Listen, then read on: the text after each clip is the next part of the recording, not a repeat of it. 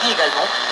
À part cela, dans ces 10 années d'existence, 7 ont été également mises au service d'autres produits récréatifs que le centre a accepté de financer. Or, le fait de financer une fois par an, et parfois 2 fois par an, d'autres produits, dit un essor de la scène chorégraphique contemporaine, la danse. Depuis 2004, les artistes ont réussi non seulement à mettre en place leur projet, mais aussi à le faire connaître au public. Pour célébrer son 10e anniversaire, le Centre national de la danse de Bucarest a choisi d'accorder en première 6 prix pour la contribution à la danse contemporaine sous la forme d'une brique symbolisant le fondement de cet art. Les prix ont récompensé l'activité de plusieurs professionnels de différents domaines en rapport avec la danse.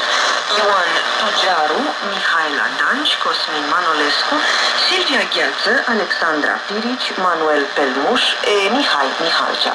Pour des détails, repassons le micro à Vava Ștefănescu. Vreau să rămână în memorie că Ioan Tojaru a fost esențial. Je voudrais que Ioan Tojaru reste dans la mémoire comme la personnalité à laquelle on doit l'existence de ce centre. Silvia Gheață, par exemple, nous a légué tout un héritage culturel grâce à son émission L'univers de la danse, diffusée des années durant toutes les semaines à la télé. Ce sont là 2 personnalités qui ont contribué à notre avenir et il mérite bien de se voir récompensé d'un prix. Quel avenir pour le centre de la danse? Au dire de Vava Ștefănescu, actuel manager du centre, l'épanouissement de la danse contemporaine repose sur les investissements dans ce domaine. Plus l'investissement est important, plus les résultats seront visibles.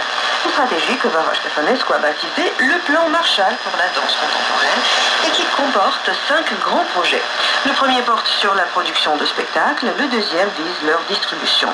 Le centre se propose de soutenir financièrement toutes ces institutions de culture prêtes à présenter ou à produire des spectacles de danse contemporaine en couvrant jusqu'à 50% des coûts de la production.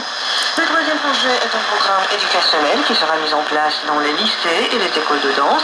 En 4e position, on retrouve un projet ambitieux de recherche et documentation qui devra déboucher sur la création, à partir de 2016, d'un portail de la danse contemporaine. Et puis le dernier projet sera consacré à toutes ces nouvelles idées parues au fur et à mesure que la stratégie pour la danse avance.